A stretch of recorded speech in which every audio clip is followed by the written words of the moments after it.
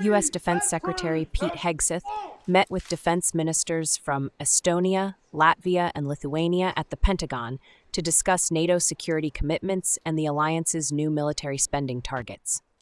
Hegseth reaffirmed the United States' commitment to NATO and to strengthening deterrence in Europe, while the Baltic defense ministers emphasized the need for greater European responsibility and burden sharing.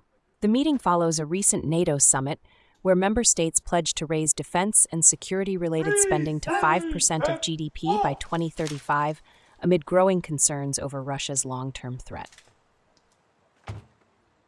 President Trump has been clear the United States remains fully committed to NATO.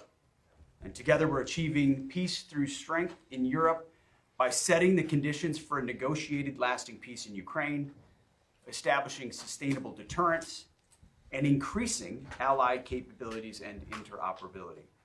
In this hot summer day here in Washington, and this is why actually. While the Baltic states and Europe are ready to assume greater responsibility in ensuring Europe's security, the United States' role in contributing to the deterrence on NATO's eastern flank remains crucial.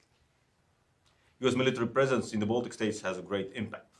Together we keep the front door of the alliance closed and ensure peace to strength to our people, to our nations on both sides of the Atlantic.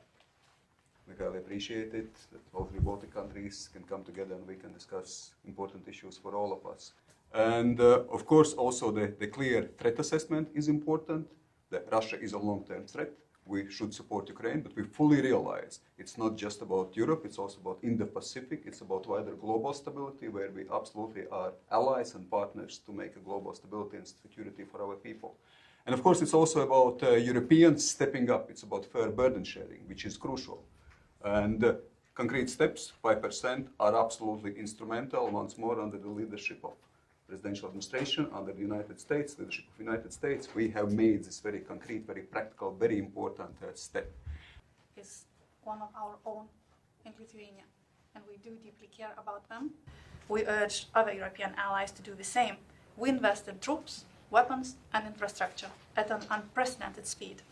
And we have already invested $2 billion, €2 billion actually, in United States equipment, including HIMARS, Black Hawks, Switchblades, Javelins, missiles, and JLTVs, of which we now have the largest fleet in Europe.